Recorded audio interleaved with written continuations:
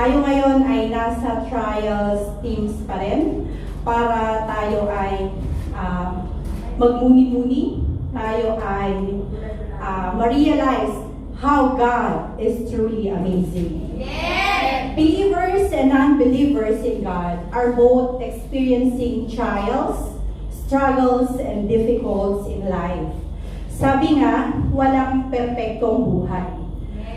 But as a believer in God, iba yung perspective natin towards sa mga problema natin. Why?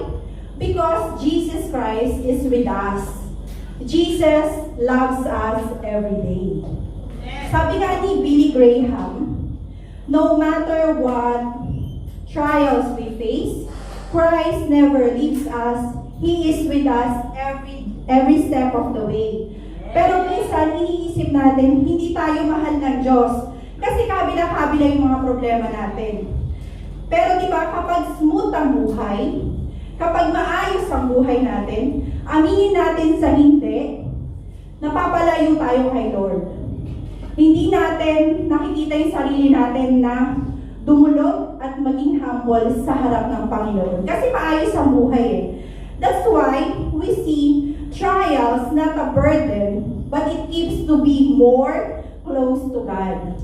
So in James chapter 1 verses 1 to 2 says, "Consider your joy, my brothers and sisters, whenever you face trials of many kinds, because you know that the testing of your faith produces perseverance. Let perseverance finish its work, so that you may be more mature and complete, not lacking anything."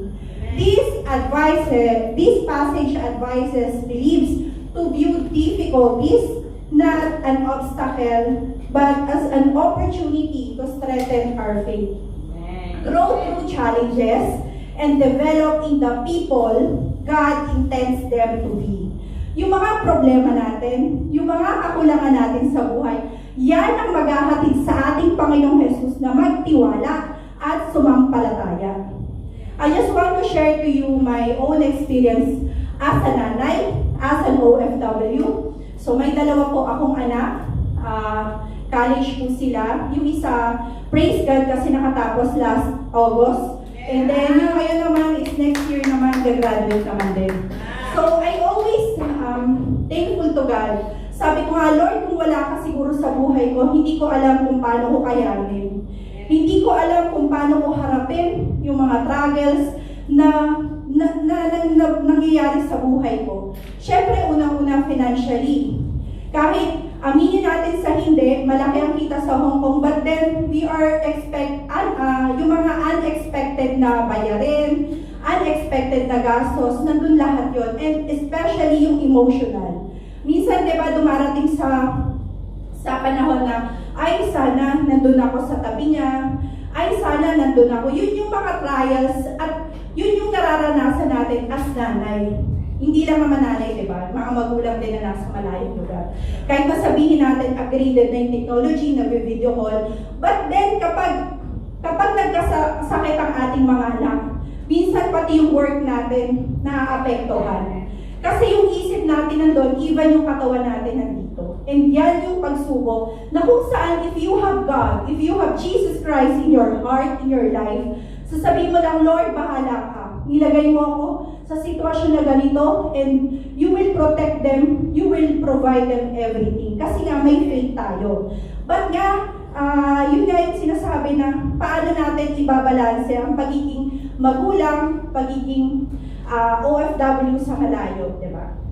So, especially nga, na malayo tayo sa ating mga anak. Ang anak kasi talagang sobra. Ito yung isa sa, paano ba to? Ito yung isa sa bagay na kung saan talagang dinudulog natin sa Panginoon. Kasi yung nanay ko is prayerful nanay yon. Kaya sabi ko, Lord, thank you kasi kapag may nanay ka na palaging nagpipray para sa'yo, be thankful. Kapag may nanay ka na palaging nandyan dumudulog sa Panginoon, be grateful and thankful kasi nilalapit ka sa Panginoon.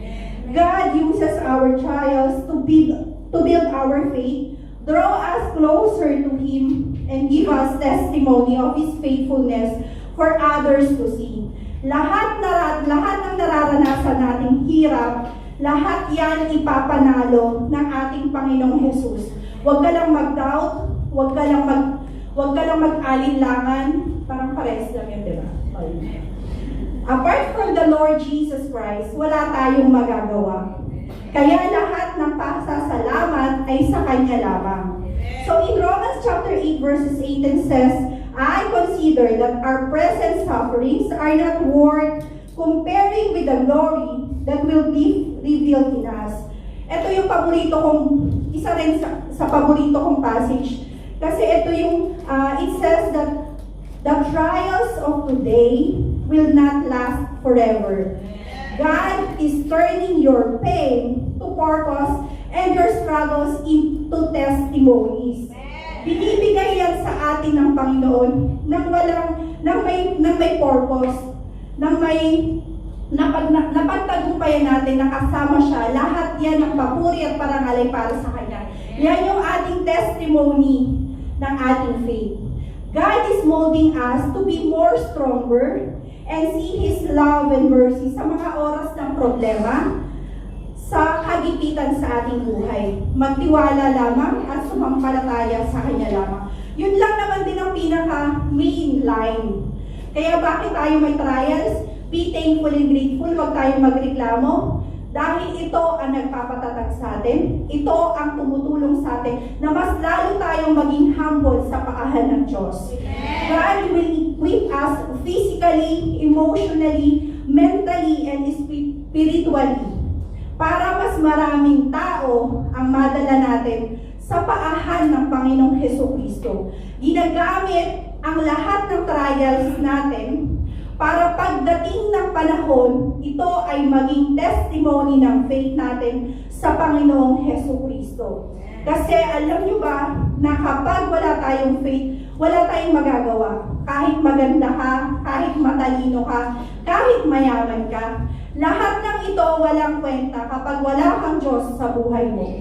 And ang Diyos lamang, ang Panginoong Jesucristo lamang, ang palaging bida para sa atin. May problema ka man, masaya ka man, maayos man ang pamilya mo o hindi, God is always present in every day sa buhay natin.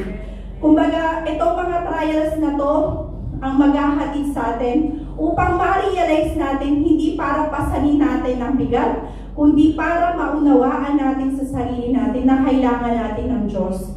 Huwag na huwag tayong magyabang dahil kung wala ang Diyos ay wala tayo. To God be always the Lord.